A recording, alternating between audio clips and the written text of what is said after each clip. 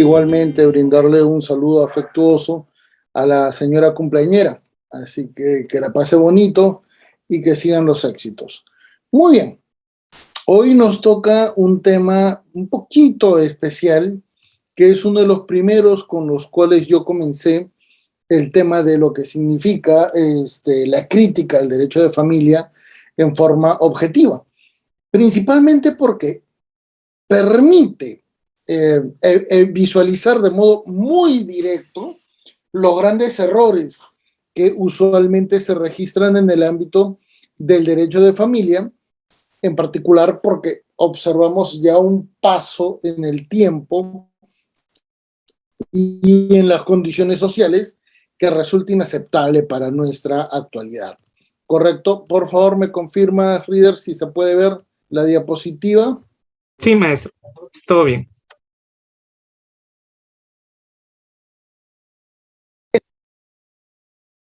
Hola. Sí, maestro, todo bien. Sí se ve. Entonces, analizamos un tema complicado, pero que nos permite detallar dos líneas de acción sumamente especiales, como son la identidad y la filiación, ¿correcto? En particular porque ambos elementos generan muchísima expectativa, generan una serie de elementos que nos van a permitir, ¿correcto?, observar una serie de acciones que van a ser sumamente dramáticas en el ámbito de la evaluación de cualquier actividad que nosotros podamos ejecutar. ¿Y por qué va a ser importante esto? Porque, señores, al analizar el contexto de la filiación, al analizar el contexto de la identidad, no es poca cosa. La identidad, señores, deja de ser un simple derecho para tener una proyección en cualquier mecanismo institucional jurídico, en particular en un Estado de Derecho. ¿Por qué? Porque la identidad, señores, es un derecho natural, ¿correcto? Le asiste a cualquier persona, ¿correcto? Le asiste a cualquier persona en el ámbito del ejercicio de su propia identidad. No se le puede reconocer, no se le puede desconocer ese derecho a cualquier individuo. A la misma vez es un derecho humano, conforme es reconocido, ¿qué cosa? Respecto de los tratados internacionales, suscritos no solamente por el Perú, sino por el ámbito mundial. Es un derecho convencional, porque a la misma vez está protegido en el, ¿qué cosa? Pacto de San José, que va a desarrollar el contexto de la defensa de los derechos de las personas en el continente americano. Y a la misma vez es un derecho, ¿qué cosa? Fundamental, conforme reconoce nuestra Constitución de 1993. ¿Correcto? Es un derecho convencional porque está en la Convención Americana. Americana 1969. Es un derecho humano porque literalmente ha sido reconocido así en 1948. Es un derecho natural por el solo hecho de la existencia del hombre, ¿correcto? Y a la misma vez es un derecho constitucional, ¿correcto? Vean la gran diferencia entre estos tipos de derechos. Y finalmente, señores, tiene una implicancia complementaria. ¿Por qué? Porque este derecho individual también puede ser social, también puede ser familiar, también puede ser progresivo y también puede tener una condición dinámica, ¿correcto? Es un derecho cuyas implicancias son evidentemente muy importantes en el contexto, ¿qué cosa? Del ámbito jurídico. Esto, señores, es tan significativo que finalmente hoy por hoy permite proyectar, ¿qué cosa? Que este derecho individual también es un derecho que puede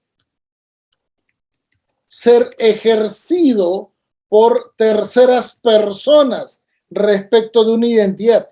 como por ejemplo el padre biológico, como por ejemplo la familia biológica, como por ejemplo alguna persona cuyas condiciones las han implicado en esta condición. Así surgió el caso Hellman, ¿correcto? El caso Hellman versus Uruguay. ¿Y por qué es importante establecerlo en este nivel, señores? Primero porque vamos a analizarlo desde el concepto de filiación.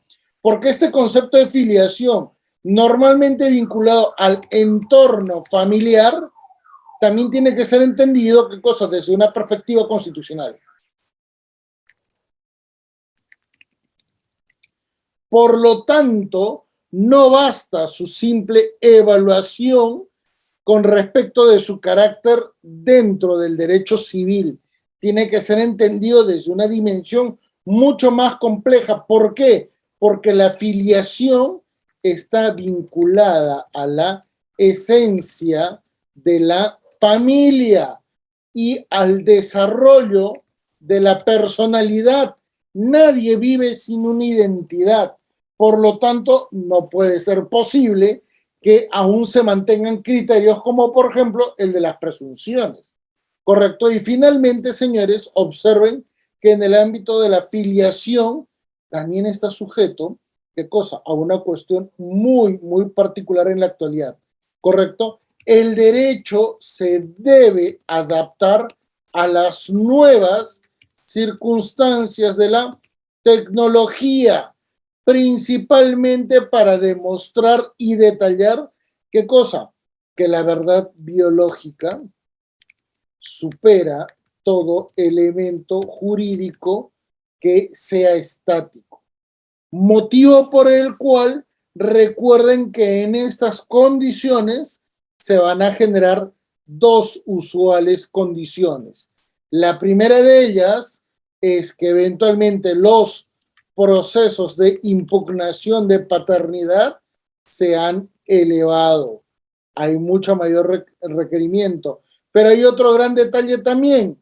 Las omisiones para declarar la filiación se reducen porque viene el proceso que plantea justamente su reconocimiento.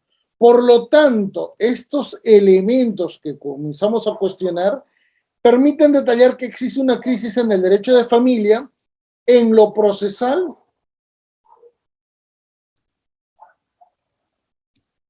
como también en lo constitucional.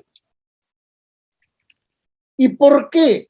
Porque existe una mala interpretación de los alcances con los cuales debemos observar estos elementos. Y tiene que detallarse una perspectiva sumamente especial cuando comenzamos a observar el contexto judicial sobre el cual se desarrollan estos ámbitos, principalmente para detallar que tanto la identidad como la filiación tienen que ser evaluados, ¿dónde? En el ámbito judicial, ¿correcto? Acá ya no podemos hablar de un contexto íntimo, de un contexto privado, porque definitivamente no existe la posibilidad de que dos individuos, los presuntos progenitores, puedan establecer estas condiciones. Muy por el contrario, acá no existen dos personas, acá existen tres. Y eso, en forma mínima. ¿Por qué? Porque también puede darse el caso, madre, hijo, padre imputado, padre biológico, padre que reclama la filiación, familia que plantea el acogimiento familiar, una persona que declara que el hijo es suyo, no teniendo vinculación, porque sencillamente lo quiere reconocer. Comenzamos a superar una serie de situaciones y ahí se van a poder dar cuenta que existen muchísimos elementos negativos en los cuales nuestro Código Civil definitivamente pues no soporta el nuevo panorama de nuestra actualidad. ¿Y por qué no lo soporta? Porque recuerden que para 1984 el contexto de la filiación era natural. Era respecto al matrimonio, era respecto de la familia nuclear, porque no existía ningún inconveniente, ¿correcto? La visión social de la época detallaba que formalmente las mujeres que tenían hijos solteras podían, ¿qué cosa? Ser eventualmente rechazadas en el ámbito social familiar. Por lo tanto, la filiación siempre ha tenido un carácter casi socioculturalmente sagrado. Y por eso es que nunca han existido tantos inconvenientes. Ya cuando la sociedad comenzó a transformarse y comenzaron a sucederse una serie de cambios estructurales, es que evidentemente el sistema normativo colapsa. ¿Y por qué colapsa? Porque sencillamente la realidad formal ya no puede entender exclusivamente al contexto decimonónico de la familia nuclear.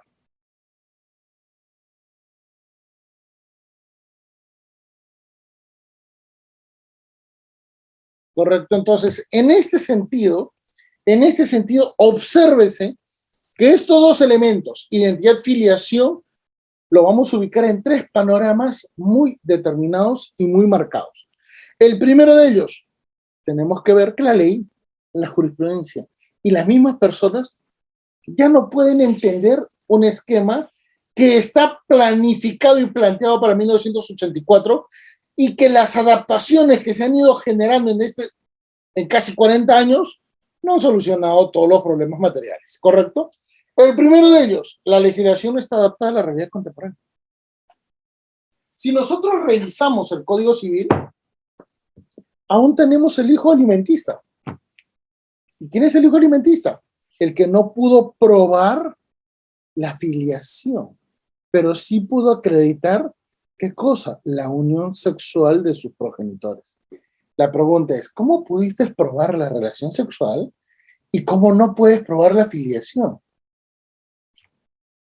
Cuando las leyes de Mendel surgieron en 1890. Entonces, las leyes de Mendel es la que determinan el patrón genético. Como que no suena creíble. Peor aún, cuando existe la posibilidad de hacer el estudio a través de tipo de sangre para demostrar la exclusión de filiación. En otras palabras, una persona que tiene un tipo de sangre, por decirla, universal, jamás va a tener un hijo cuya condición sea RH negativa, porque definitivamente no son compatibles. Y esa es una muestra rapidísima de descarte de filiación, ¿correcto? Por el tipo de sangre. Entonces, no es que solamente nos basemos en el contexto del ADN, hay más elementos. Por eso que esa legislación de 1984, pese a que ha tratado de adaptarse en el tiempo, es limitada frente a lo que hoy sucede, ¿correcto? El hijo alimentista, la mujer casada con hijo procreado con otra persona, recuérdense que recién fue derogado, ¿qué cosa? En el año 2018. En el año 2018 recién se eliminó esto. Y adivinen por qué. Se eliminó porque ya resultaba insostenible, ¿qué cosa? Que muchísimas mujeres separadas de sus esposos, de sus cónyuges, viviendo con una tercera persona, no planteando el divorcio, estén yendo al Poder Judicial a decir, no, mi esposo no es el padre, yo ya me separé de ese señor hace varios años, el padre de mi hijo es otro, con prueba de él. Ya era insoportable en el ámbito administrativo judicial. La razón es simple, muchísimos procesos, pero viene un gran defecto del decreto legislativo 1377. Si se le reconoce esa capacidad a la mujer de decir, no, el padre de mi hijo no es mi esposo, la pregunta es, ¿por qué le quitaste la opción que estaba en el documento original, porque ese documento original lo planteé yo, de no obligar a esas mujeres a plantear el divorcio de manera inmediata? ¿Cuál era el mecanismo para proteger el matrimonio si esas personas ya viven con otras personas? Y hasta tienen hijos con otras personas. ¿Cuál es el criterio para resguardar el matrimonio si no existe? ¿Por qué no en la misma ley exigirle a la señora, si usted está declarando que el hijo no es de su esposo, señora, usted está cometiendo adulterio? Pero no es para victimizar a la mujer, es para darle la opción de decir, señora, automáticamente usted plantea el divorcio, porque ya existe una separación de hecho. Y la mejor manera de acreditar que efectivamente está separada, de hecho, es que ella tiene otra pareja y es el padre de su hijo. Y no me diga que no conoce al padre de su hijo, póngalo, porque esa es la otra omisión en esa reforma. Porque si una mujer casada y que declara que no es hijo de su esposo, la pregunta es, ¿y de quién es el hijo? Esa cuestión del Espíritu Santo no cuadra, ¿correcto? No cuadra. No puede decir, no, es que no lo voy a decir por ahora. Un momentito, ¿y cuándo lo vas a decir? O sea, ese menor también es un sujeto de derechos y es tan igual sujeto de derechos que tú. Y por lo tanto, si tú le estás quitando el derecho a la identidad, estás atentando contra el artículo 145 del Código Penal, contra él. No, pero es que yo después veré. ¿Cuál después vas a ver? ¿Vas a escoger mejor padre? ¿Qué cosa? ¿O estás jugando con los alimentos? No puedes dudar, porque no es un derecho tuyo, es un derecho del menor, ¿correcto? Y por eso es que normalmente cuando comenzamos a ver lo que sucede en la actualidad con leyes tan obsoletas como las del Código Civil, comenzamos a darnos cuenta que la ley... Luego, doctora Miriam, por favor, porque si no hacemos debate innecesario por ahora. La ley, el Código Civil, el Código de Procesal Civil, el Código de Niño y Adolescente y leyes especiales. Y toda esa carga normativa, ¿quién la asume? El juez. El juez, porque definitivamente hay tres categorías de jueces. Juez de primera instancia, juez especializado, juez de sala y juez de la Corte Suprema. Los jueces más próximos a hacer cambios son los de la Corte Suprema porque son conscientes que como ellos no resuelven cuestiones de fondo, pueden resolver cuestiones dogmáticas y cuestiones que inclusive pueden hacer, ¿qué cosa? Una separación de las obligaciones detalladas en la norma para poder definir algún mecanismo idóneo para el caso. Pero el juez de primera instancia y el juez de apelaciones, esos sí están sumamente limitados. Por eso es que los jueces de familia, cuando ven casos novedosos, no quieren ser proactivos. Primero porque no se les permite, recuerden que si lo hacen es prevaricato, y dos, porque la misma familia es tan hiperactiva en lo negativo que las apelaciones, las impugnaciones, los cuestionamientos, las denuncias, terminarían, ¿qué cosa? Por provocar un problema sencillo, porque no me van a decir que no saber quién es el padre del hijo implica mucho problema, que termina generando, ¿qué cosa? Varios procesos judiciales. Ahí es donde comenzamos a observar que hay una práctica judicial decimonónica, porque formalmente, inclusive, si se presenta el ADN y sale el ADN que el padre es tal persona, pregunta, ¿qué actividad adicional hace el juez? ¿Acaso razona? ¿Acaso medita? ¿Acaso fundamenta? ¿Acaso debe hacer algo? No. Ese medio probatorio es tan contundente que estos procesos deberían de ser procesos de conocimiento o procesos a nivel de desarrollo de una litis para convertirse, ¿qué cosa? En procesos casi cuasi administrativos, porque no necesitan de mucho detalle. O me vas a decir que en una audiencia vas a traer a tus peritos genetistas para demostrar que la prueba de ADN es equivocada. La pregunta es, ¿y por qué ningún profesor ha planteado esta propuesta? Porque no les interesa. Creen que definitivamente la defensa de la familia se basa en respetar lo que existía hace 28 siglos. Pero ya estamos en otra época. No entienden que ese derecho de familia exige otras cosas. Y si no me creen, vayan a cualquier juzgado y se van a dar cuenta que la mayor carga procesal de cualquier juzgado en todo el país a nivel de distrito judicial son temas de familia. Por eso que el sistema judicial no logra todavía adaptarse a estas exigencias porque la ley les ata. Y si quieren actuar correctamente, son limitados y son juzgados por las mismas partes procesales. Por ello, el tercer elemento en discordia, ¿cuál es? El análisis de las partes. ¿Por qué? Primero porque no se ha hecho un estudio real de lo que quiere cada una de las partes.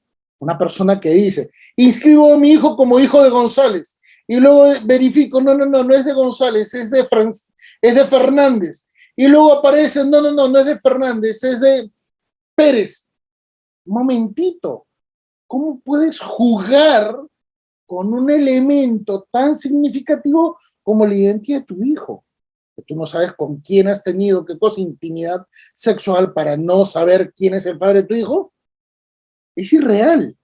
Y a pesar de eso, todavía seguimos teniendo figuras obsoletas como la del hijo alimentista. Y la verdad es que esto termina por provocar muchísimos procesos judiciales que en el tiempo provocan mucho daño. Y eso lo vamos a ver a continuación. ¿Por qué? Porque este derecho de familia sigue manteniendo un perfil basado en el pasado sin pensar en lo que viene a futuro. ¿Correcto? ¿Y por qué? Porque el contexto de la evolución del derecho de familia nos permite detallar algunas condiciones muy particulares. Este proceso de evolución evidentemente es significativo y ya tenemos 40 años de esto, ¿correcto? Y tenemos tres grandes etapas. Derecho de familia tradicional, constitucionalización del derecho de familia y derecho procesal de familia. 1984 al año 2000, 2006, 2021. ¿Por qué? Porque cada uno de estos tipos y categorías a nivel de derecho dogmático, del derecho de familia, ha evolucionado. Y ha evolucionado naturalmente. ¿Por qué? Porque definitivamente entre 1984 y el año 2000, el Perú, ¿qué pasaba? Salía de una dictadura militar. Los cambios a nivel demográfico, de las zonas rurales a las zonas urbanas, el cambio a nivel de desarrollo de muchos sectores populares, sobre todo en las zonas extremas de las ciudades, terminaron por generar asentamientos humanos, pueblos jóvenes, barrios populares, etc. ¿Qué pasó en esa época? Terrorismo. ¿Qué pasó en esa época? La destrucción del país por parte de Alan García. Pasó muchos problemas. Migraron 4 millones de peruanos. 4. La misma cantidad que los venezolanos que han migrado ahorita de su país. Esa misma migración la tuvimos en el Perú. Y eso trajo dos efectos positivos y negativos. Uno, positivos, migró la gente que trabajaba, con lo cual en el país no había gente que pudiera trabajar. Y por eso es que las mujeres comenzaron a trabajar. No fue por otra cosa, ¿correcto? Porque recuérdense que para ese momento las mujeres estaban dedicadas a subempleos, secretariados, policía de tránsito, actividades de secretariado. Y no porque la mujer no sepa, no porque la mujer no sea capaz, sino porque la sociedad les imponía un límite. Y ese límite fue quebrado justamente porque ya no había, ¿qué cosa? Personal masculino de trabajo. Eso es lo que permitió el ingreso de las mujeres al mercado laboral, primero informal, luego formal y luego ya también a un nivel de productividad muy elevado. Señores, ante las circunstancias de cambio, toda la sociedad comenzó a prosperar y a evolucionar. ¿Y qué pasó desde 1969 hasta el año 2006? Un proceso de internalización de los derechos humanos que evidentemente, ¿qué cosa? Tuvo vigencia en el país, principalmente por la Comisión Americana, principalmente porque existían sistemas supranacionales de impartición de justicia, porque existía una prevalencia de los derechos humanos muy importantes. Por eso que para nuestro país comenzó a prosperar, ¿qué cosa? La Corte Interamericana de Derechos Humanos y los derechos humanos, esencialmente porque Fujimori en la década de los años 90 había violado casi todos los derechos. Es más, ustedes revisen la jurisprudencia de la Corte Interamericana y se van a dar cuenta que existe un derecho convencional gracias al Perú, ¿correcto? Si bien es cierto el caso del Monarcita Arellano contra Chile es el que le da el título de derecho convencional, los casos fuertes en lo procesal, en lo sustantivo, en el ámbito administrativo, en el ámbito de fiscalización, en el ámbito de creación de nuevos derechos, son casos peruanos. Y por eso es que luego se habla de un derecho procesal de familia, porque ahí ya no se asume qué cosa, una prevalencia de la convención o de la constitución para poder aplicar algunas reglas. No, señores. A partir de ahí se entiende que el problema familiar es sumamente complejo y se necesita una visión mucho más elevada. ¿Por qué? Porque ahí ya no existe la típica categoría de dos personas. Ahí existe un problema mucho más grave, mucho más amplio, en el cual se desarrolla el contexto de los derechos de individuos en relaciones familiares. Esa perspectiva, entonces, ¿qué es lo que genera? Una evolución del derecho de familia muy importante, porque además esta evolución va a garantizar, ¿qué cosa? Algunas condiciones muy significativas. Comienzan a cambiar. el contexto de filiación, de patria potestad, cambia. Hoy por hoy ya no se habla de patria potestad, hoy se habla de parentalidad, de los deberes, de los derechos de los progenitores respecto a los hijos, porque ya no hay padre-madre, ahora hay progenitor, porque inclusive una persona que no fue el que procreó al hijo, tiene la categoría de progenitor. Es más, el señor que se casa con una señora que tiene un hijo preexistente por una primera relación, tiene obligaciones sobre el hijo de su pareja. No, pero tiene su padre, pero vive en tu casa. Y por lo tanto tú eres responsable. Y por lo tanto tú tienes algunos deberes que cuidar. No, pero yo no quiero pagar alimentos. No pagas alimentos. Tú tienes un deber moral que es distinto, que es totalmente distinto. Y si no existe el otro progenitor, el biológico, tú debes estar asumiendo, porque no puedes rehusar esa responsabilidad cuando tú sabías que tu pareja tiene un hijo. Y por eso es que van cambiándose los contextos en función esencialmente al reconocimiento de los derechos individuales, con el caso Reinaldo Scholz, el expediente del Tribunal Constitucional, el 093-32-2006, proceso de amparo Tribunal Constitucional. ¿Por qué? Porque va a cambiar el contexto sobre el cual se desarrollan muchos elementos totalmente novedosos, ¿correcto? Ya comenzamos a ver que, por ejemplo, en el ámbito del derecho internacional comienza a surgir, ¿qué cosa? La Comisión de Derechos del Niño. Para 1979 teníamos el CEDAW. Comienza a prosperar el contexto de desarrollo de los derechos humanos ya en una perspectiva local, en una perspectiva de nuestra legislación. Y esa es la parte significativa, esa es la parte positiva y que nos va a permitir decir por qué esos cambios y que van a afectar muchísimo al contexto de filiación y al contexto de la identidad, que va a cambiar, va a ser ¿qué cosa? Un proceso de cambio en la sociedad peruana. La familia tradicional ya no existe en forma excluyente. Hoy por hoy reconocemos varios tipos de familia. ¿Recuerdan que hace menos de un mes un juzgado, en forma correcta y en forma diligente, qué es lo que detalló? Que dos mujeres podían darle el apellido a un hijo. Era apellido de la mamá 1, apellido de la mamá 2. Ya no había apellido paterno. ¿Ah? Y en mayo, el Tribunal Constitucional que dijo, efectivamente, señores, hemos hecho el estudio de la legislación civil y en ninguna parte dice que obligatoriamente debe ir el apellido paterno en primer lugar. Era una práctica social de casi 500 años. Más el tribunal ni siquiera sabía de dónde proviene. ¿Saben quién generó esas normas? Isabel Católica, la reina de Castilla, en 1495. Cuando comenzaron a migrar de España a América, muchos conquistadores que ni siquiera no sabían ni leer ni escribir, pero el Estado necesitaba saber quiénes viajaban para efectos de poder controlar, porque finalmente tenían que pagar tributos. Y claro, como solamente el nombre era Juan de Castilla, Juan se convirtió en Juan Castillo, ¿correcto? Que había un Miguel que venía de la zona de Vigo, Juan Vigo, y le comenzaron a poner apellidos.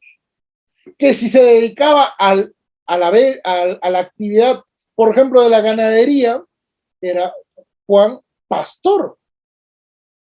Si no, era Juan eventualmente, ¿qué cosa? De otra categoría. Y ahí comenzaron a aparecer los apellidos, ¿correcto? Los apellidos ya existían desde la época romana, pero se le llamaban families, ¿correcto? No tenían un valor significativo, más era el nombre, ¿correcto? Pero en Castilla-La Mancha se utilizó el concepto del apellido para controlar a la población. Y cambió. Miren, solamente desde el 84 hasta el 2021, nuestra sociedad cambió. Y ese cambio no se materializó en la legislación. La legislación sigue teniendo algunos factores y algunos elementos tan significativos que cuando, por ejemplo, leemos el libro de personas, leemos el libro de acto jurídico, el libro de derecho civil patrimonial y el libro de derecho civil no patrimonial, y nos vamos a dar cuenta que formalmente es como si estuviéramos en 1984. Esto es sin celular, esto es sin fax, esto es eventualmente, ¿qué cosa? Sin cable, estamos en otra época, ¿correcto? Con lo cual, las personas en situación de violencia familiar, literal, ni siquiera sabían que existía violencia familiar. ¿Qué se iba a estudiar el concepto de patologías? ¿Qué se iba a estudiar el concepto de medicina legal? El concepto de pericias, el concepto de sociología, antropología. No se iban a analizar en ningún contexto. ¿Por qué? Porque definitivamente los valores son totalmente distintos. Por eso es que se está materializando una condición totalmente diferente. Por eso que para nuestra actualidad, cuando comenzamos a analizar el trámite del proceso, vemos otra condición, que definitivamente no se puede aplicar las mismas categorías al concepto de parte procesal, ¿correcto? Al concepto de parte procesal, porque ya hay otros intervinientes. El demandado, el demandante, no son los mismos. Ya tiene que intervenir también un tercero. ¿Cuál? Por ejemplo, el progenitor que eventualmente inscribió el hijo y dice, un momentito, yo inscribí, pensé que era mío, y al final me entero que en realidad era hijo, ¿qué cosa? De otra persona. ¿Qué hacemos en esas circunstancias? No, señor, a usted no le vamos a defender absolutamente nada, porque usted no forma parte de la relación biológica. Oye, yo creí que era hijo mío. Sí, pero bueno, no se preocupe. Alégrese, usted ya no va a tener obligaciones. Ah, entonces puedo cobrar el daño que me han hecho. ¿Cuál daño, señor? ¿Cuál daño? He asumido la crianza de este joven, 14 años, pensando que era mío. Me casé con la señora porque ella estaba embarazada. He tenido otros hijos. He tenido una familia que ahora se está destruyendo por justamente esta verdad biológica, que no estoy sufriendo. No, señor, usted no sufre, los hombres no sufren. Las mujeres son las únicas que sufren. Eso es lo que dice el derecho en la actualidad. Ah, entonces puedo cobrar al menos los alimentos que yo pagué. No, no, no. ¿Cómo vas a cobrar los alimentos que has pagado? Los alimentos ya los disfrutó el hijo. Sí, pero el hijo no me cobró la señora. Es ella a la que le estoy pidiendo los alimentos. No, no, no, pero es que ella no forma parte de la relación. ¿Y por qué? Porque hay una casación de Arequipa que definitivamente detalla que el que, el, el que demanda tiene que traer al padre biológico para excluirse de responsabilidades. En otras palabras, estamos ante unas referencias inauditas que siguen generándose hasta la actualidad. ¿Correcto? Entonces, el demandante tiene que demostrar, tiene que traer al padre biológico para poder excluirse de cualquier responsabilidad. Y eso, señores, resulta absolutamente imposible de aceptar en un Estado de Derecho, ¿correcto? En el que literal se transforma todo el procedimiento judicial como para poder detallar en forma efectiva, ¿qué cosa? Cualquier referencia desde el punto de vista procesal, desde el punto de vista judicial, desde el punto de vista, ¿qué cosa? Material, ¿correcto? Entonces, ahí nos damos cuenta que el derecho de familia, literal, debe ser reformulado porque no admite una condición que eventualmente sea aceptable, ni siquiera por una cuestión de razonabilidad. ¿Y qué es lo que ha sucedido en este contexto? Fíjense que esas situaciones vinculadas a la identidad y a la afiliación han transformado el derecho de familia. Comenzamos a observar que existen diferentes tipos de procesos, diferentes procedimientos. La legislación sigue estando en su contexto correcto, tradicional. La afiliación, los alimentos, la patria potestad, todo el conjunto de elementos vinculados a la progenie se van desarrollando en estas condiciones.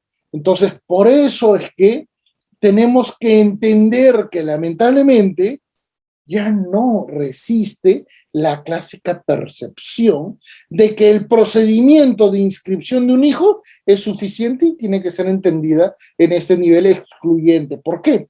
Porque acá estamos hablando de tres sujetos: el padre, la madre y el hijo. Y el hijo tiene derecho a conocer quién es su padre. O me van a decir de que el hijo eventualmente puede asumir cualquier condición porque definitivamente la madre puede hacer abuso de derecho. Y hasta donde se sabe, y disculpando un poco la ignorancia mía, el abuso del derecho está prohibido en nuestro país, ¿correcto? Como en todo el mundo, ¿correcto?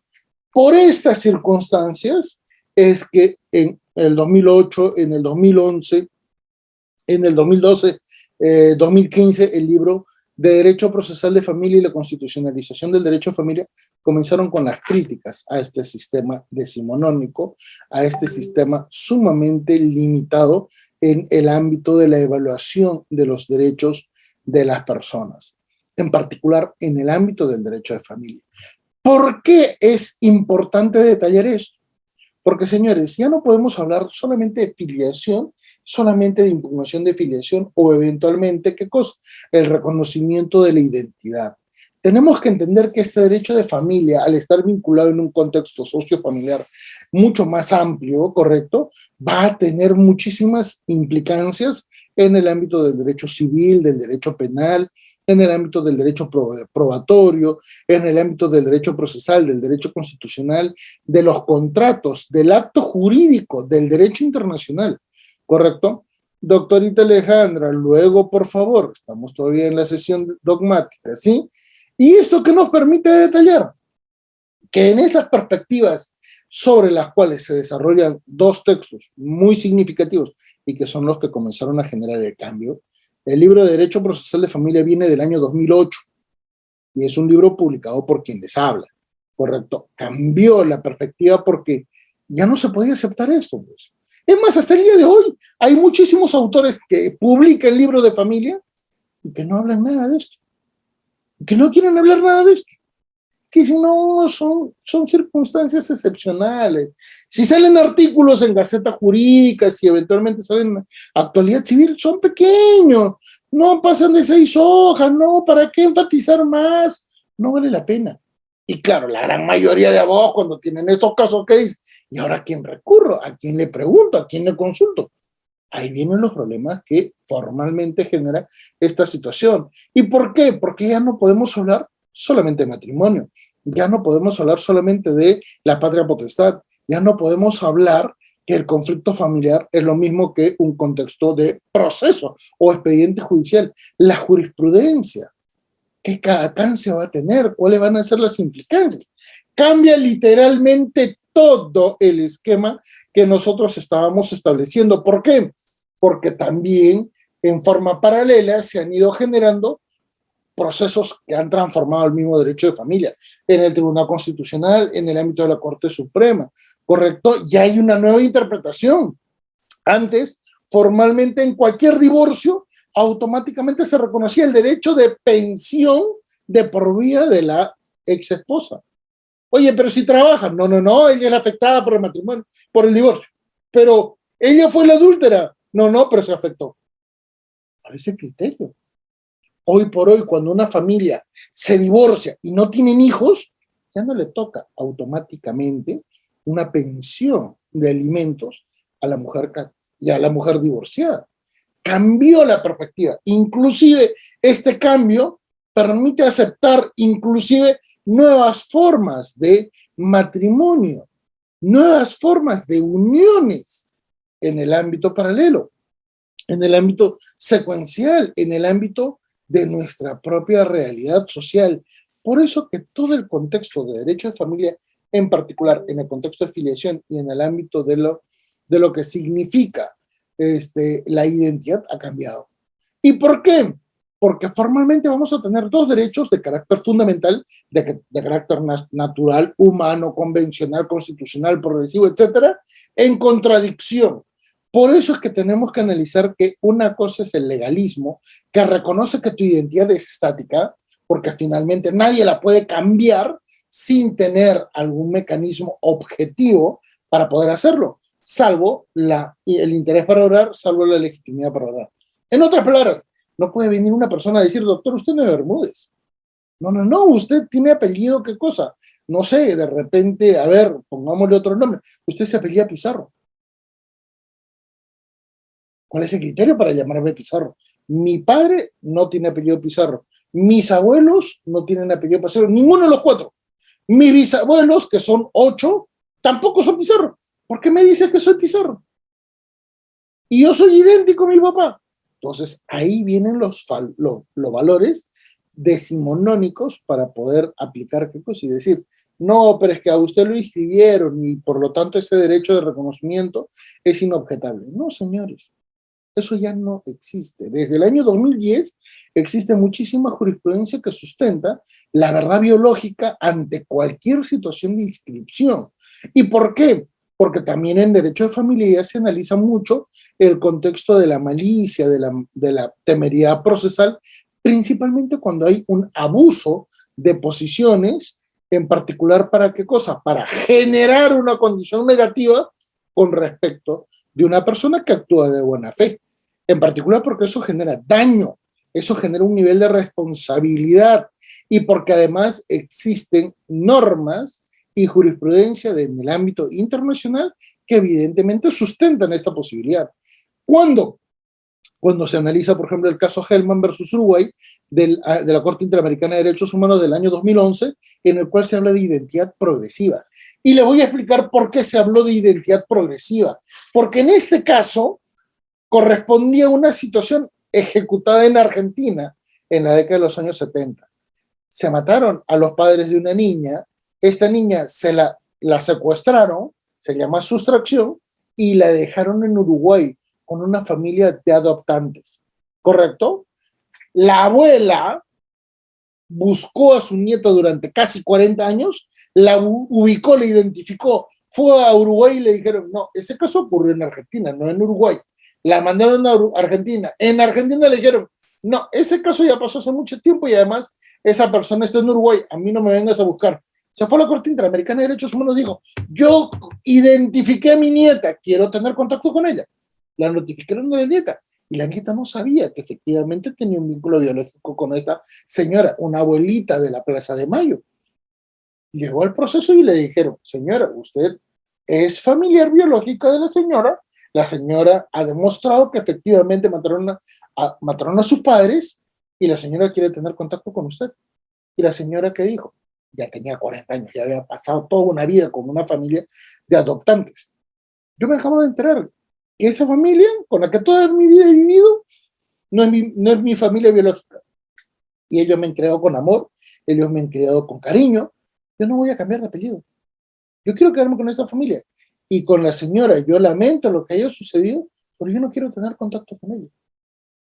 La abuelita de Mayo ganó el caso. Pudo lograr, por derecho a la verdad, saber qué cosa, que la señorita era su hija.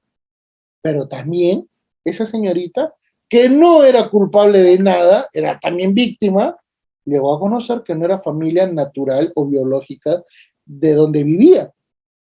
Y sin embargo, mantuvo esa identidad dinámica porque definitivamente se sentía parte de esa familia.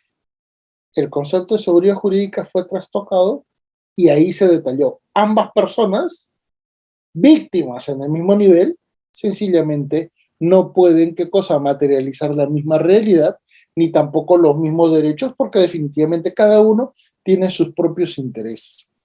Y eso que nos permite decir que para el contexto local, esa identidad dinámica ha sido tan estúpidamente malentendida, y digo así, con ese término muy duro, porque definitivamente comenzamos a observar jurisprudencias absolutamente incoherentes con la realidad. Para impugnar el reconocimiento de un hijo se debe identificar al padre biológico. Yo reconozco un hijo pensando que mi pareja, mi novia, mi esposa, mi conviviente era con quien tenía intimidad conmigo. Y finalmente me entero que no, que era hijo de otro. Y yo tengo que decirle, bueno, ex cariño mío, ¿con quién te has acostado? Porque yo tengo que traer al padre con el que tú has engendrado este hijo para poder yo, ¿qué cosa? Salir del registro de identidad del hijo que supuestamente era mío. ¿Ustedes creen que eso va a ejecutar cualquier ciudadano de a pie? Eso es lo que ha pedido la Corte Suprema. Y si no me creen, ahí está la referencia. Es la casación, 20, a ver, ahorita se las digo, es la casación, se me fue el nombre, casación 1622-2015 Arequipa. Y ahí está, ¿correcto? Esa casación A ver, ¿dónde la ponemos por acá? Vamos a ponerla por acá, para que quede constancia y ustedes la pueden ver. Casación 1622-2015 Arequipa. 1622-2015 Arequipa. ¿Qué te dice? No, señor, usted acreditó que es el padre del hijo, pero definitivamente tiene que traer padre, pues. Pero yo, ¿cómo sé con quién ha estado esta señora? Bueno, usted tiene que saberlo, usted es el marido, es el que crió al niño. Eso es lo que le está diciendo la Corte Suprema. Por lo tanto, ¿qué puede pasar? Oiga, el niño también tiene derecho a saber quién es su padre. No, y esa es otra cosa. Para que el niño haga eso, tiene que traer qué cosa es su representante. Y usted no es su representante porque se demostró que no es el padre biológico. Ah, perfecto. ¿Y ustedes creen que la madre va a poder plantear esa demanda contra ella misma? No. Por eso es que hace muchísimo tiempo, en estos casos de filiación imputada, se plantea qué cosa. El conflicto de intereses entre la madre y el hijo. ¿Por qué? Porque el hijo tiene una autonomía de saber quién es su padre. Y por lo tanto ahí se puede nombrar un curador. ¿Correcto? Entonces, véase que el hijo también tiene un derecho totalmente diferente al de las partes procesales. ¿Correcto? Y es la misma circunstancia que podemos observar cuando la madre, ¿correcto?, no permite que se ejecute una prueba de ADN sobre el hijo. Principalmente, ¿por qué? Porque dice no. ¿Por qué? Pero el señor está cuestionando la paternidad. Sí, pero si yo no lo llevo al proceso judicial, nunca vas a ver. Esas situaciones permiten detallar que nuestro sistema judicial tiene una miopía selectiva. Cuando el varón es el responsable de algo, el varón es el miserable completito. Pero cuando pasa algo en el otro lado, señores, la justicia es ciega y a la misma vez es sumamente negligente en estos casos. ¿Y por qué? Porque cuando comenzamos a evaluar diferentes valores, como por ejemplo la evaluación de una prueba biológica, la más conocida porque hay varias, la de ADN, podemos demostrar que la prueba de paternidad se puede ejecutar en varios niveles. En Colombia, por ejemplo, existe la ley 721 del año 2001, muchísimo antes que la nuestra, ¿correcto? Y que permite detallar que existen casos de índice de paternidad, probabilidad de paternidad y enunciado verbal de Hummel. ¿Y por qué? Porque en nuestro país tú haces la prueba de ADN y si te sale 34% que tienen parecidos genéticos, ya eres el padre. Oiga, la prueba genética debería decir al 99% que yo soy el padre, no al revés. ¿Correcto? No al revés. Y ese es el gran problema de no analizar con frialdad y con objetividad estos casos. ¿Por qué? Porque puede darse el caso en el que lamentablemente se pueda concluir que hay una paternidad prácticamente probada, una paternidad altamente probable, una paternidad muy probable, una paternidad probable, una indicación de paternidad. Porque los porcentajes no siempre van a salir. Si usted tiene un cliente que ha sido demandado por filiación, señores, que esa prueba de filiación la hagan todos los hermanos y se van a dar cuenta que el juez no va a saber cuál de todos los que se han ejecutado la prueba biológica para saber quiénes son el padre, va a ser el que va a tener la mayor cantidad de probabilidad de ser el padre. Porque todos van a tener porcentajes similares. Y esa es una de las maneras como para poder desacreditar la filiación. Y eso, señores, existe desde el 2001. ¿Correcto? ¿Y por qué es importante detallar estas cosas? Porque al final ese concepto de parentesco ha sido totalmente destruido. Esa destrucción de un elemento que ya tenía 28 años, lo podemos encontrar en la actualidad cuando se analizan casos complejos, ¿correcto? En particular porque se registran hijos de manera incorrecta. Yo sé que no es mi hijo, lo inscribo, yo quiero, pues. He tenido el caso una vez a nivel de abogado litigante, en el cual una señora casada con su esposo, pero el esposo era un reverendo miserable y le había abandonado 10 años. 10 años, cero pensión de alimentos a todos los hijos. Y durante 10 años, bueno, la señora desarrolló pues una convivencia con otra persona. No se sabía dónde estaba. Nunca supieron, se esfumó. Y a los 10 años la señora pues ya está conviviendo con su pareja y está embarazada, está gestando, ¿correcto? Está gestando. Señores, la señora da a luz, y en el mismo hospital ustedes saben que hay registro civil. ¿Saben qué pasó? El esposo se apareció, inscribió al hijo como suyo. Al día siguiente, después del parto y todo lo demás, la señora con su pareja van a inscribir al hijo. Dice, no señora, ya está inscrito. Lo dijeron, wow, qué eficiencia. RENIEC es lo máximo, la mejor institución del país. Y le dicen, a ver, denos una copia. No, le dice, la primera copia es gratis, la segunda tiene que pagar tasa. Ya pagamos. Y sale el nombre del esposo. Y la señora le dice, pero señor, mi esposo no es el padre. Mi esposo ni siquiera sé dónde está. No, si el señor vino y dijo que usted estaba pues dando a luz, ya nació la criatura, nos trajo el documento y acá está registrado. Y literal pasó, nunca más lo volvieron a ver. Nunca más lo volvieron a ver. Un proceso judicial de impugnación de paternidad y reconocimiento de paternidad que le tomó a esa pareja 4 años. Estamos hablando del año 2002. 4 años le tomó.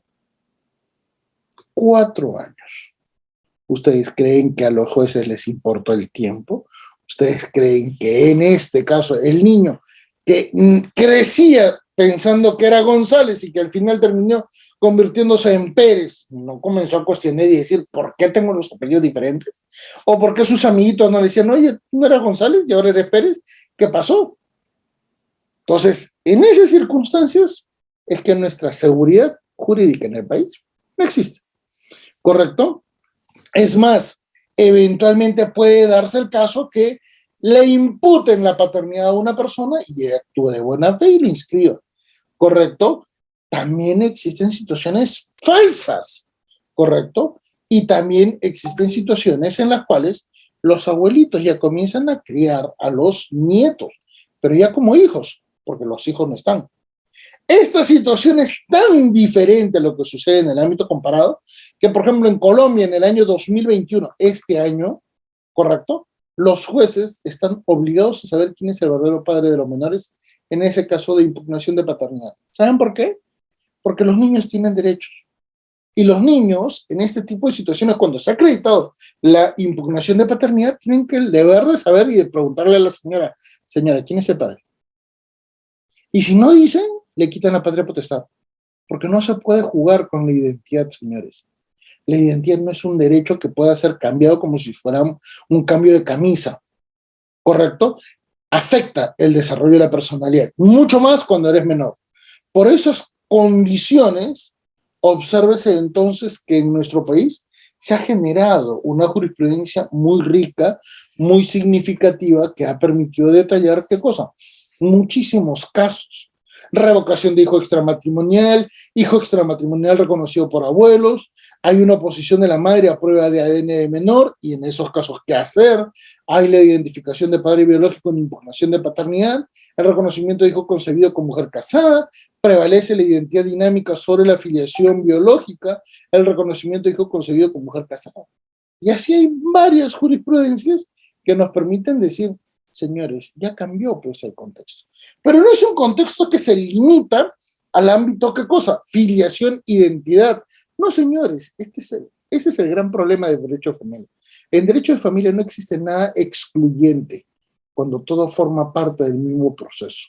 Y esto lamentablemente permite detallar que cuando existen conflictos, correcto, que se judicializan a nivel de demandas, a nivel de denuncias, podemos detallar diferentes mecanismos o diferentes situaciones en las cuales se generan acciones totalmente negativas. Especialmente cuando comenzamos a detallar, ¿qué cosa? Referencias tan negativas como, por ejemplo, una filiación o una impugnación de filiación. ¿Por qué? Porque en aquellos casos en los cuales sale un ADN negativo, esto es, el demandante está demostrando que no es el padre, ¿correcto? Y de repente a él ya lo condenaron por omisión de alimentos, o porque de repente a él ya le impusieron una cuota de alimentos, o porque eventualmente ya existen otros procesos, por ejemplo, de violencia familiar, que se generaron justamente a raíz de una mentira, correspondería entonces detallar. Es posible que el demandante plantee daños, es posible que se solicite la devolución de los alimentos, es posible que se reconozca quién es el padre del menor a la fuerza, es posible reconocer los derechos de terceras personas en este contexto, es posible evaluar la responsabilidad parental de la madre. Por supuesto, recuérdese que el artículo 149 y 146 del Código Penal lo determinan. Y en este sentido, fíjense el gran daño que se genera por no evaluar correctamente una situación absolutamente dramática. ¿Cuál es esa evaluación dramática que nosotros tenemos que detallar? Que la afiliación y la verdad biológica en el tiempo generan un daño, ¿correcto? Fíjense los tiempos que se van generando. En el tiempo 1, no interesa qué fueron. No interesa si fueron dos enamoraditos, no interesa si fueron dos amigos que tienen intimidad sexual, no interesa si fueron novios a punto de casarse, no interesa si fueron convivientes o matrimonio, o eventualmente ya en un matrimonio uno de ellos comenzó a sacar cosas los pies del plato y ha tenido un hijo en otro lado. No interesa, porque basta con que dos individuos comiencen a tener, ¿qué cosa? Intimidad sexual y se genera una gestación o nace o hay una crianza de una criatura. El hijo tiene sus derechos totalmente autónomos respecto a los padres. Es autónomo. Convención de Derechos del Niño y Adolescente de 1989, artículo 9 del título preliminar del Código del Niño y Adolescente. Por lo tanto, no se puede entender esto de diferente manera, ¿correcto? Y eso que genera en el tiempo 2, reclamaciones judiciales, filiación, impugnación, alimentos, tenencia, régimen de visitas. En el tiempo número 3, ¿qué significa? Significa procesos judiciales, ¿correcto? En el tiempo número 4 significa, ¿qué cosa? La evaluación de derechos complementarios. Y el menor solo se analiza en el último nivel. A ese menor literalmente lo dejan en una situación de total desprotección en donde no se analiza sus verdaderos derechos y por eso es que normalmente a ese niño, al que le cambian el apellido como si fuera una cuestión de cambiar camisa, ¿correcto? No se puede proteger diligentemente. En esas circunstancias es que tenemos el contexto de filiación, el contexto de impugnación de paternidad y que necesita cambios. Y eso necesita también en un ámbito de evaluación y modificación del sistema procesal, en una modificación del sistema judicial, en una evaluación mucho más proactiva. ¿Para qué cosa? Para que estos procedimientos de evaluación de filiación constituyan, ¿qué cosa? Procedimientos no contenciosos. Porque ¿contra quién vas a pelear? Una prueba de ADN y se acabó, ¿correcto? Ya no se necesita esperar muchísimo tiempo como para poder saber estos resultados, porque finalmente existe, ¿qué cosa? Una vulneración de derechos en un orden mucho más significativo. Y creo que con estas palabras ya podemos dar pase, ¿qué cosa? A la evaluación formal de algunas preguntas que pudiera tener el público, al cual con el mayor de los gustos podré atender sus preguntas. Muchísimas gracias. Excelente, maestro. Bueno, en estos momentos vamos a dar pase a nuestros estudiantes. Sé que nos hemos quedado cortos, 293, quizá por la hora, pero igual es un público que ahora mismo se va a hacer notar con sus preguntas. Doctor Víctor, está activo su audio. Muchas gracias, doctor. Agradezco su ponencia, muy interesante. Quería hacerle una consulta. Mire, como usted sabe, hablando un poco de la jurisprudencia internacional, tanto en Brasil como en Argentina se han venido dando casos, especialmente un caso especial de una niña que quería quedarse con la identidad dinámica y con la identidad estática. Se dio en la ciudad de Tucumán. Entonces, eso revolucionó mucho, tanto en la sociedad como en el mundo jurídico, ¿no? En el caso de la multiparentalidad, doctor, en Brasil ya se da, en Argentina ya se está dando, y acá en Perú yo creo que también se debe dar. Quería saber su opinión en relación a la multiparentalidad. Muchas gracias, doctor. Pero, maestro, ya la multiparentalidad está dada. Recuérdese que hace un mes, ya hay 2 mujeres que le han dado sus apellidos a una niña. Eso es multiparentalidad también. ¿Por qué? Porque supera la clásica visión de padre y madre en términos biológicos. Ya existe. En Brasil existe la multiparentalidad desde el año 2012. En México existe la multiparentalidad desde el año 2016, igual que en Colombia, y en Argentina existe creo que desde el año 2017-18, más o menos. Entonces, Sí, doctor. ¿qué hay cambios? Claro, hay casos, pero, disculpe, doctor, lo que veo sí que en la norma no está estipulada, no hay algo que se pueda, un No, abogado, por ejemplo, no, es que no ahí viene solamente el uno tiene caso. que... La explicación es muy sencilla, mi querido doctor. Recuerda, fíjese, por ejemplo, si vemos en el horizonte en el tiempo, ¿correcto? Hagamos de cuenta que mi mano izquierda es 1984 y mi mano derecha es 2001, ¿correcto? Código civil. Pero en el transcurrir en estos casi 40 años se han ido dando algunos cambios. Convención Americana, Ley del CEDAW, a nivel de derechos de la mujer, Convención del Niño y Adolescente, Código Procesal Civil, Código Penal, Código Procesal Penal, nueva Constitución, Ley de Tenencia Compartida. Se fueron dando fallos a nivel Corte Interamericana de Derechos Humanos, Tribunal Constitucional, y ahora llegamos. Entonces, ¿quién ha estado más cerca de este cambio? ¿El legislador? No, el legislador fue muy pasivo, actuó muy limitadamente. El que vio el cambio fue el juez, porque el juez está mucho más cerca de la sociedad. El juez está mucho más próximo a estas evaluaciones. ¿Correcto? Sí, gracias, doctor. Entonces, ¿usted estaría de acuerdo también con la multiparentalidad, por lo que veo? Sí, sí, sí, claro. Gracias, doctor. Muy bien, damos pase al doctor Carlos. Doctor Carlos, ¿cómo está? Bienvenido a Audiópolis. Está activo su audio. Muchas gracias, doctor Víctor, también por participar. Gracias y felicitarle, doctor, por su brillante exposición. La pregunta es la siguiente. ¿Se ha declarado la filiación extramatrimonial de una persona ya con autoridad de cosa juzgada, con la ley especial, ¿no?, donde se demandó filiación y alimentos acumulativamente, en forma acumulada? ¿Qué acción se puede incoar al respecto? Porque el padre todavía tiene dudas de esa paternidad, ¿no? En su momento no se opuso oportunamente a la prueba, al mandato con la prueba de ADN. ¿Qué acción habría que incoar para que se excluya de ser pertinente en el acta de nacimiento del menor el nombre del padre? Gracias por la respuesta. Le voy a dar una respuesta en 3 niveles, en función a lo que yo he podido observar como abogado litigante en esos casos.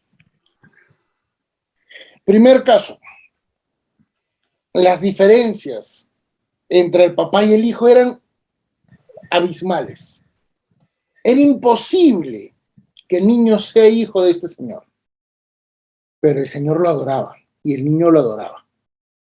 Y a pesar de que toda la familia de él decían, no es suyo, y es más, ese niño era idéntico a la expareja de la señora, era idéntico a la expareja de la señora, el señor me dijo, vamos a hacer la prueba de ADN.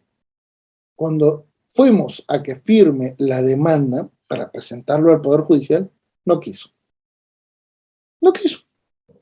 Y dijo, no, así salga verdadero, yo no voy a renunciar, soy el padre de la criatura. 10 años después, la señora demandó el divorcio y pidió el cambio de identidad del niño porque reconoció que el padre era su expareja. Y el señor ganó el caso porque el reconocimiento de filiación y también la parentalidad que había desarrollado con el niño no se pudieron destruir. ¿Correcto? Y el señor dijo, sí, yo sé que de repente puede ser el padre, pero yo tengo 10 años criándolo, el niño es mío, y pregúntenle al niño si es que quieres saber si es que tiene otro padre o soy yo el padre. Así que ganó. Primer caso. Segundo caso, y este es un caso que me tocó porque mi cliente estaba en el extranjero. Migró Y a los años se entera que era papá.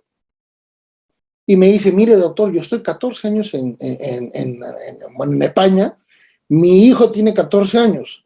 Y me parece raro que mi hijo tenga esta edad porque yo con la señora, yo ya no tenía nada antes de emigrar, porque yo migré con otra pareja. ¿Qué pasó? No me dice, no hay nada. Yo terminé, nunca más tuvimos nada y yo viajé y no tuvimos nada durante un año. Sí, pero saque sus cuentas que por ahí de repente. No, pero si la señora dice que es mío, yo lo voy a reconocer.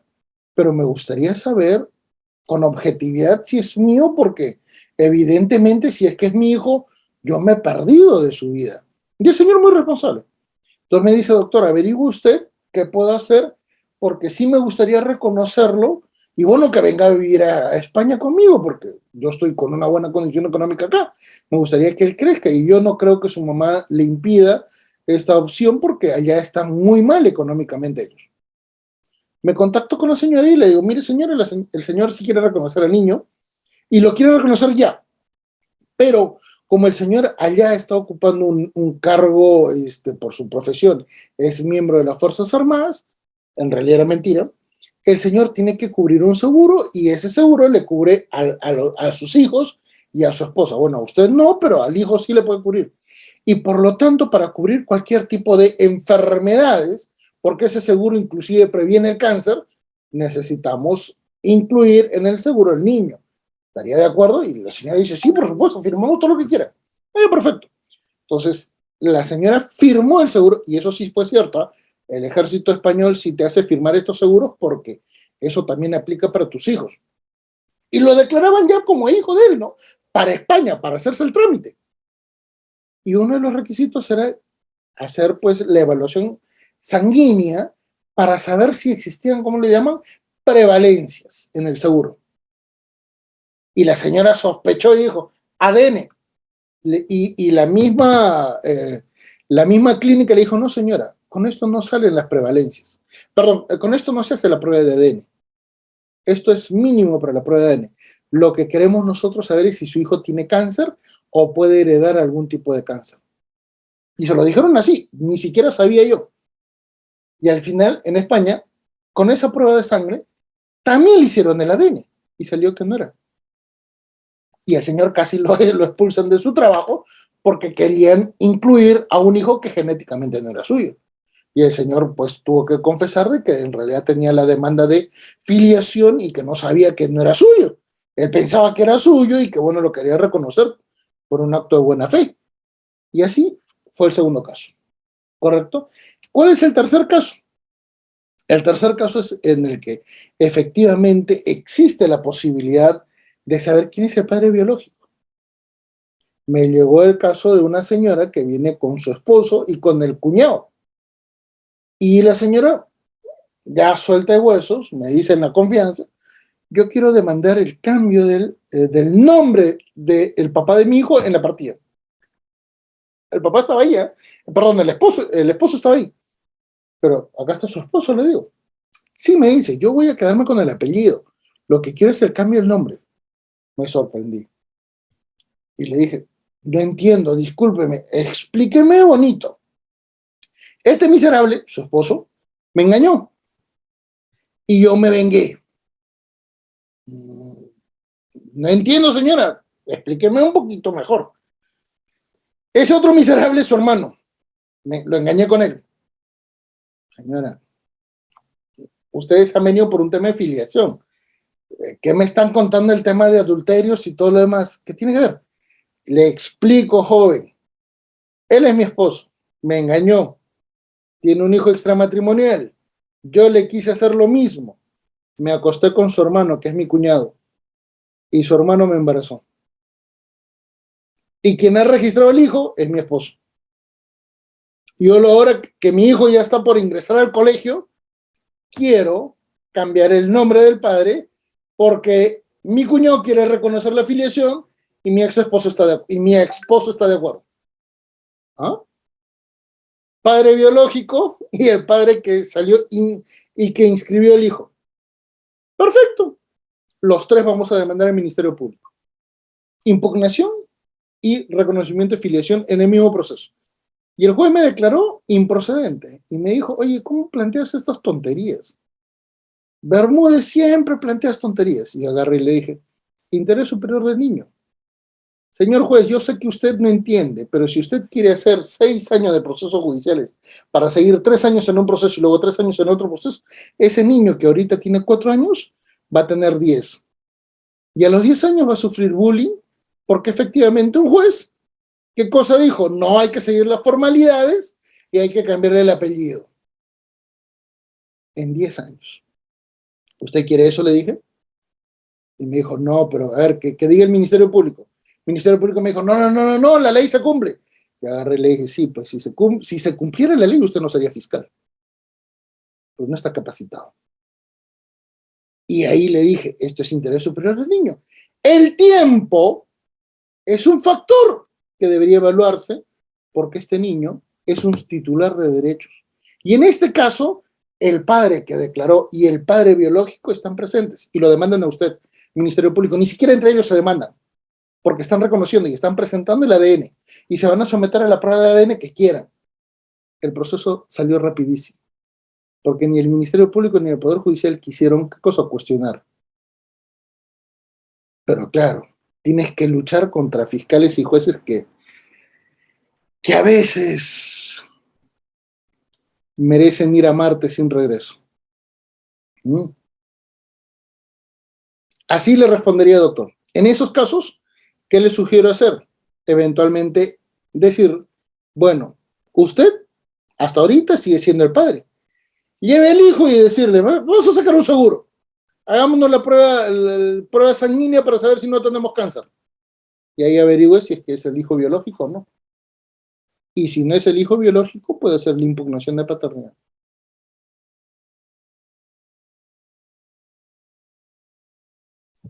Excelente, maestro. Iniciemos también. Gracias por su intervención, doctor Carlos. Gracias, doctor, por la respuesta. Doctora Rocío, muy buenas noches. ¿Está activo su audio? Doctor, buenas noches. Es un gusto escucharlo nuevamente. Doctor, como usted ha explicado muy bien, este tema es bastante complejo, pero bastante real en unos casos acá en nuestro país. Yo tuve un caso, bueno, que no lo pude resolver porque no sabía, totalmente complicado. Una pareja de esposos, una peruana y un extranjero, engendran su bebé en el vientre de otra señora, que es la empleada del hogar, porque bueno, eso es así es, ¿no? Y a la hora pues que nace, definitivamente en la clínica le ponen el nombre de la señora que dio a luz y el nombre del padre. Entonces, ahora se encuentra en un problema la menor, porque la menor la quieren sacar al extranjero y no pueden porque en la partida de nacimiento aparece el nombre de su madre verdadera, madre biológica, bueno, no sé qué decir, la progenitora, y el nombre del padre. Entonces, mi pregunta es la siguiente, en este caso, ¿cómo se hubiera podido resolver ese problema, sobre todo del interés superior de la menor? Porque la niña nunca ha vivido con la señora que la trajo al mundo, sino vive con la pareja de esposos, ¿no? Que le pueden dar mejor calidad de vida y son los que han querido, la han deseado tener, ¿no? Yo sé que está mal porque es una figura de vientre de alquiler que está prohibido, ¿no? Pero esa es la realidad, ¿no? Eso es lo que ha pasado. No está prohibido. No está regulado, es distinto. Ah, ya no está regulado. No está regulado. Ya. Pero recuerde, ¿se acuerda que en el año 2018 vino una pareja de chilenos al Perú que habían tenido 2 mellicitos con una señora que gentilmente había sido la madre de alquiler, ¿correcto? Que había sido la enfermera y que los quería apoyar, y al final casi los metieron presos a los señores, estuvieron detenidos. Exactamente. Esa jurisprudencia es solamente de juzgado especializado y que reconoció la voluntad procreacional, ¿correcto? Con la voluntad procreacional es que se puede reconocer en estos casos el tratamiento de fertilización in vitro, ¿correcto? Generado. Pero hay un gran detalle. Recuerda que la impugnación de paternidad es fácil, porque al final de cuentas se sabe quién es el padre o quién no es el padre. Luego ya se podrá saber quién podrá hacerlo. El problema viene cuando se evalúa lamentablemente, la impugnación de la maternidad. Exacto. Es más complicado, ¿correcto? Y ahí se tiene que demostrar, incluyendo la participación de la misma señora, porque a veces son las que no quieren reconocer eso, porque finalmente se encariñan con la criatura por la gestación y comienzan a generar otro tipo de condiciones, ¿correcto? Por ello es que eventualmente le sugiero que anote y revise la resolución ministerial 300-2016 del Ministerio de Justicia, que ha sido dado el 17 de octubre del año 2016, que reconoce la voluntad procreacional. ¿Correcto? Ya. El gran problema es que eso no se aprobó en el Código Civil, está todavía encarpetado. El Congreso pasado debía haberlo aprobado. Es más, el Congreso que fue cesado debía aprobarlo. Luego el Congreso que vino no lo vio. Y este Congreso menos lo va a ver porque ni siquiera entienden algo. Entonces, ahí existe. El gran problema es plantearlo judicialmente. Entonces, ¿qué es Claro. lo que recomendaría hacer? La impugnación de maternidad con el allanamiento de la señora para que justamente se pueda reconocer la voluntad procreacional y así hacer el cambio del apellido. ¿Correcto? Doctor, disculpe usted, pero lo que tenía miedo justamente la señora que trajo a luz a la menor es que la vayan a denunciar por falsificación de documentos, Pueden hacer de... eso. Ya. Por eso es que tienen que acreditar el vientre de alquiler. Con un contrato, porque tuvieron un contrato, ellos hicieron un contrato Por y eso, todo eso. es que eso tienen que acreditar. Más que con el contrato, con la participación, por ejemplo, con declaración testimonial de los médicos que hicieron el tratamiento de fertilización. Porque a la señora, la mamá que dio el vientre de alquiler, le dieron hormonas, le hicieron un tratamiento, no es de la nada. Y a la mamá que aportó el óvulo también le hicieron un tratamiento. Esa Sí. es la mejor acreditación de que el procedimiento no fue, ¿qué cosa? Automático, no fue en un solo momento, fue algo totalmente circunstancial. No, hubo una preparación. ¿Correcto? Y por lo tanto, en ese sentido, no existe la posibilidad de que la señora tenga dolo en la comisión de cualquier delito. No hay. Lo que sucede es que no está regulado. Eso es distinto. Perfecto, doctor. Muchas gracias, doctor. Brillante su visión. Gracias. Gracias. Muchas gracias, doctora Rocío, por activar su cámara también. Le damos pase al doctor Juan. Doctor Juan, bienvenido a Audiápolis. ¿Cuál es su consulta? A ver, doctor Manuel Bermúdez, muy buenas noches. ¿Me escucha? Sí. Ya, doctor, de antemano para felicitarlo por su ponencia, ¿no? Y ya son varias sesiones en las cuales vengo poniéndole mucha atención y es muy interesante. Tengo un caso, por ejemplo, ¿no? Antiguamente en las actas de nacimiento, a veces el papá no tenía el tiempo y le decía a un hermano o algún vecino, Pedro, por poner un ejemplo, ¿no? Pedro, ¿por dónde te vas? Ah, voy por el centro. Un favor, pues por ahí reconócelo a mi hijo, ¿no?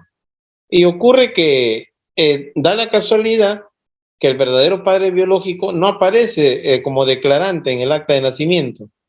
Y ahora, con el transcurrir del tiempo, a pesar que el hijo ha fallecido, desea declararlo, ¿no? O sea, que aparezca él como que es el padre biológico. Ahora, mi pregunta es, ¿cabe en estos casos un proceso de filiación de paternidad? Porque él en sí no tiene duda. Y quien firmó en el acta de nacimiento, o sea, declarándolo, es un hermano. O sea, en la sangre no hay problema. El tema es porque, digamos, para un efecto de herencia y todo lo demás, le están pidiendo de que sí o sí, en el acta de nacimiento, esté declarado como el padre biológico. Pero aquí el declarante es otra persona, es el hermano, ¿no? Que vendría a ser en sí el tío. Consulta, ¿el reconocido qué edad tiene ahora?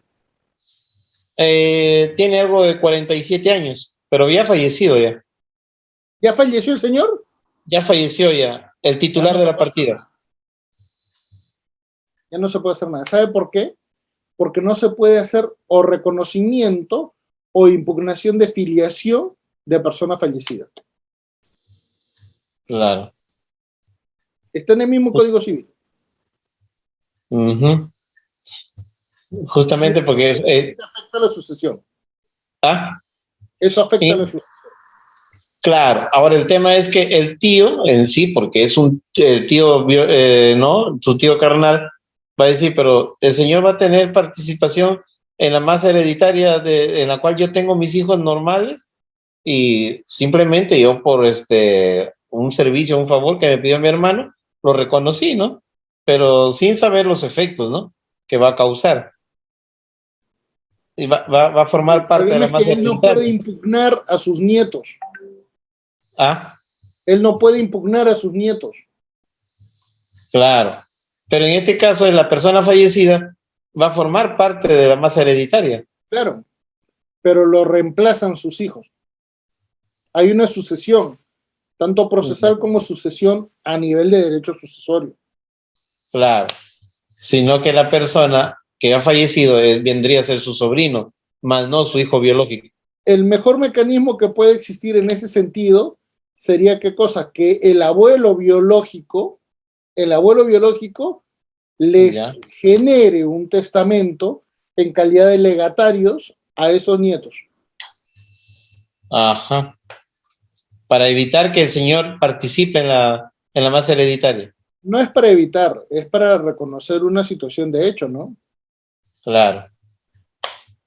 Ah, ya, doctor. Bueno, sí. Entonces, ven, muchas gracias por su alcance. Muy amable. Muchas gracias, doctor Juan, por participar. Ahora le damos pase a la doctora Miriam Geraldine. ¿Cómo está, doctora? Bienvenida a Audiápolis. Si pudiera, active su cámara también. Gracias. Doctor Bermúdez, ¿qué tal? Muy buenas noches. Siempre es un gusto escucharlo. Mire, quiero plantearle un caso y sobre todo de que me pueda dar su punto de vista y qué hacer. Nos ha llegado un caso en el cual este señor ha sido declarado judicialmente padre legal. No contesta en el plazo establecido por ley, que son 10 días, lo declaran padre legal. Cuando sale la resolución, es decir, la sentencia, que lo declara padre, ese día él se acerca al juzgado y ese día contesta la demanda. Y lógicamente él pensaba que era su hijo. Entonces no niega y al contrario, lo que él señala simplemente es que le hagan pues, ¿no? Respecto a lo que era la pensión alimenticia. Ha pasado algunos meses en el tema de la pandemia, lo llevan al menor a su domicilio y al ver las características físicas de este se da pues con la sorpresa de que no tenía ningún rasgo físico de su familia y empezó la duda. Como él está comprometido con otra persona, le ayudan y le dicen, ¿sabes qué? Yo te voy a pagar la prueba de ADN. Se saca una prueba de ADN, pero para conocimiento. En la prueba de ADN no están los datos de él, sino iniciales.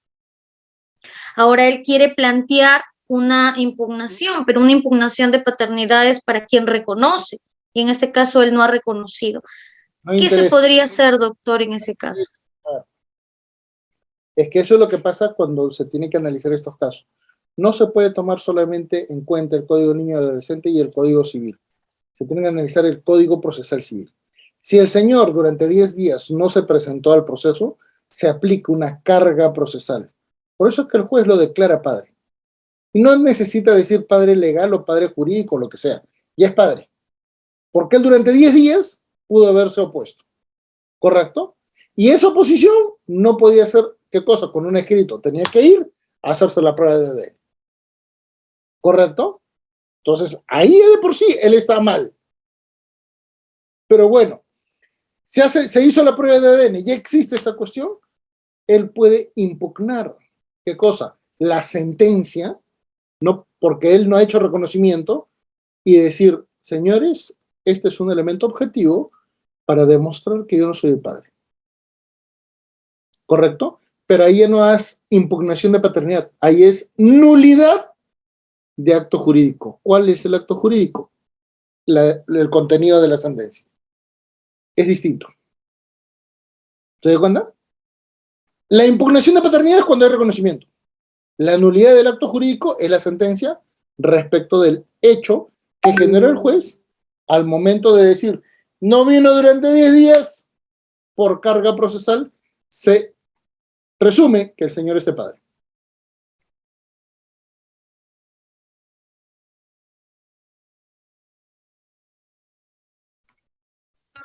¿Está activo otra vez su audio? ¿Sí? Gracias. Doctor, entonces lo que correspondería es nulidad del acto jurídico dirigido al mismo juez de dicha sentencia. Claro. Lo que se tiene que anular es la sentencia. Porque se planteó una nulidad en respecto a la vulneración del derecho a la defensa, porque además no hay vulneración del derecho a la defensa. El señor fue negligente. 10 días. Claro, eso sí. Pues, pasó el tiempo. Si él tenía 10 días y él no fue. No. Es más. No, es que no le llegó tampoco la resolución. Incluso supuestamente dice bajo puerta, pero jamás le llegó nada. Se ha planteado eso y... La resolución es una cosa. Lo que debieron notificarle a él es ¿qué cosa? El admisorio de la demanda. Ojo, son elementos procesales distintos. ¿Estamos? Inicia la demanda la señora. El juez admite. El juez corre traslado. ¿Correcto? Y recuérdese que por el mismo Código Procesal Civil y Ley Orgánica del Poder Judicial, primer día que van, y si no lo encuentran, tienen habilitado el segundo día para dejarlo, ¿qué cosa? Por debajo de la puerta. Bajo la puerta. Pero el perro se comió la resolución, el perro hizo cualquier cosa. Problema tuyo. ¿Correcto? Porque ya se dio el caso. Ahora, el señor no se enteró. La notificación llegó. Hay que demostrar que esa notificación llegó o no llegó. Imaginémonos que sí llegó y el señor no quiso hacer nada. Si el señor no quiso hacer nada durante 10 días, no puede apelar de que mi derecho a la defensa está vulnerado. No, señor. Yo de juez en esos casos a ti te aplico inclusive una multa mayor. ¿Por qué? Porque tú sabías que llegó y tenía solo 10 días. No puedes defenderte en el 11º día. ¿Correcto? Pero un momento, tú me estás diciendo que ahora tienes una prueba de ADN que sí demuestra que no es el padre. Tienes que irte contra el contenido de la sentencia. Porque en esa sentencia se indica que el juez, tomando en cuenta la atribución por ley de decir que el señor no se presentó al proceso, es declarado padre por presunción, es totalmente distinto a una verdad biológica. La verdad biológica prevalece. Pero eso es nulidad de acto jurídico, no es impugnación de paternidad. Ya, doctor, gracias. Doctor, una pregunta más. Hay una casación... Doctora, disculpe, doctora, es una pregunta por participante, por favor, si no vamos a quedar cortos con el tiempo. Le agradecería. Gracias. Doctor Marcelo, ¿está activo su audio? Sí, muy buenas noches, profesor Manuel Bermúdez. Es muy interesante esta clase de hoy día. Bueno, mi pregunta es muy, tal vez, se ha planteado una demanda de anulabilidad de acto jurídico de declaración y reconocimiento de paternidad. ¿Cómo se resolvería todo este caso? ¿A qué juez sería? ¿Un juez especial en civil o un juez de familia? ¿Cómo se resuelve este caso? Gracias. No cortes. Están planteando anulabilidad. Significa que hay un elemento que forzó ese acto jurídico. Eso ya no es derecho de familia, eso es derecho civil. Artículo 140 del Código Civil. No interviene un juez civil, un juez de familia ahí. La anulabilidad va a otra especialidad. Entonces, un juez especializado en lo civil, entonces. Porque sería entonces, doctor, el inciso 2, propiciio resultante de error dolo, artículo 221. Como le digo, el acto va a depender de cómo se presente. Usted me está diciendo anulabilidad. Señor, si me buscan una anulabilidad, ya no es proceso de familia, es proceso civil. Ante el juez civil, entonces. Sí, porque las partes, el hijo no es de ellos, sino de otra persona. Es que ahí viene el gran detalle. Por eso es que hay muchos abogados que le ven desde derecho agrario, derecho minero, derecho penal, derecho constitucional, y todo le aplican, todo ven. Y miren estos casos, terminan generando más problemas a los clientes. Muchas gracias, gracias. Muchas gracias, doctor Marcelo, por participar. Doctor Juan está activo y terminamos hasta la doctora Paola, por favor.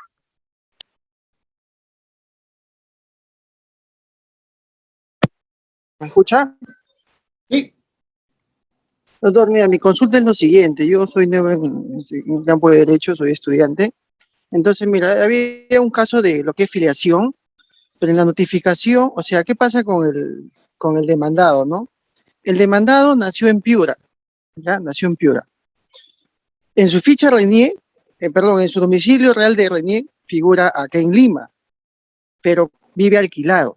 En la dirección que vive alquilado, esa dirección figura en su ficha RENIE. Ya. Ahora, cuando estaba en amores con el demandado, la demandada, entonces era otro sitio que había alquilado. Entonces, mi pregunta es, en este caso, el señor ya le han notificado, pero ese no se le ubica.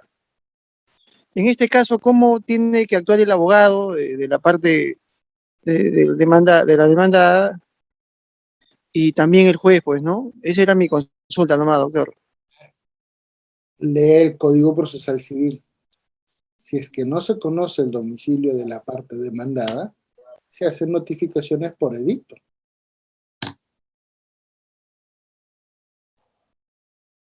Muy bien. Iniciamos con Illich, sin miedo a equivocarme, y si fuese así, disculpe. Sí, muchas gracias. Doctor, muchas gracias por su exposición totalmente profesional e ilustrativa. Doctor, en relación a la impugnación de paternidad, ¿cuál es la base legal en ese sentido? Considerando de que si uno plantea la impugnación de paternidad en contra de un mayor de edad, lo puede hacer el padre que después de 25 años termina conociendo de que no es el padre del hijo que pensó.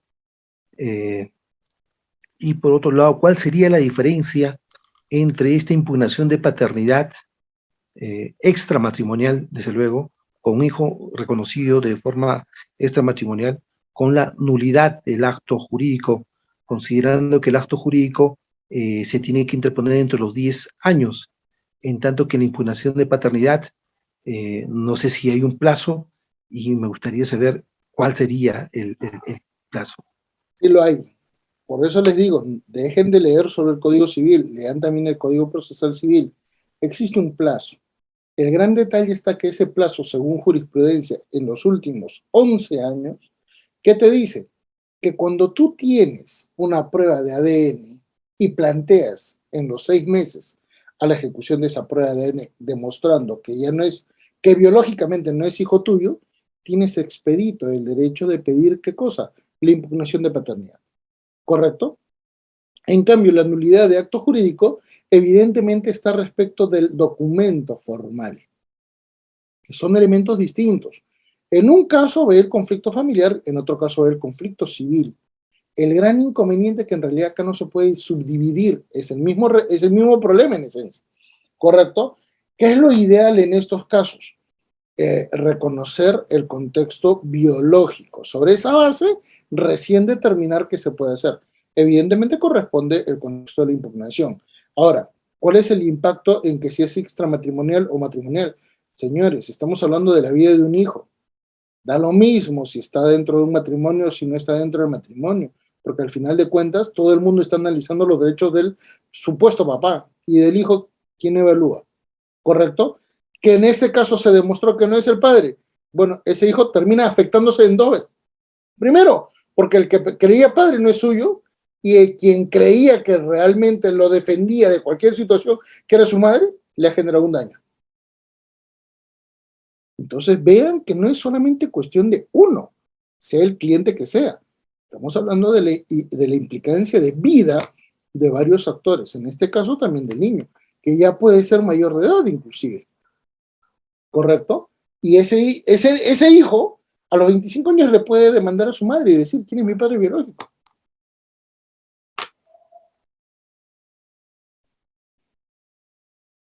Excelente, maestro. Tenemos a la doctora Paola. Doctora Paola, buenas noches. Está activo su aula. Doctor, ¿qué tal? Buenas noches. Disculpe, mi pregunta se centra en la anulabilidad por inducción a error. Y supuestamente inducen a un padre a firmar como suyo, el cual con un ADN se entera que no. A ver. Esto no es una novela ni mexicana, ni turca, ni venezolana. Saquémonos esa idea. No me indujeron a error. No, señor. Tú has tenido intimidad sexual con esta señorita. Sí, pero yo no sé si es mi hijo. Eso es totalmente distinto. ¿Correcto? Porque si tú no has tenido intimidad sexual con esa señorita que de repente tiene un hijo, podría decir, me hago la prueba de ADN en cualquier momento, donde quiera. Porque yo no tengo nada que ver. Así que no hay inducción a error. ¿Correcto? No, pero es que si éramos pareja, pero es que yo no sé. ¿Te cuidaste? No. ¿Tuviste método de control de natalidad? No. Entonces asume. No, pero es que tengo miedo, tengo de repente temor, ¿no? Que mire, yo me casé y al final ella es otra señorita. Bueno, hasta la prueba de ADN. Y sal de dudas. Pero de que eso de que existe inducción a error, eso no existe. Nadie tiene hijos por error. Ya no estamos en la época de los griegos, en la que venía Zeus y te tocaba y salías embarazado. Ya no existe eso.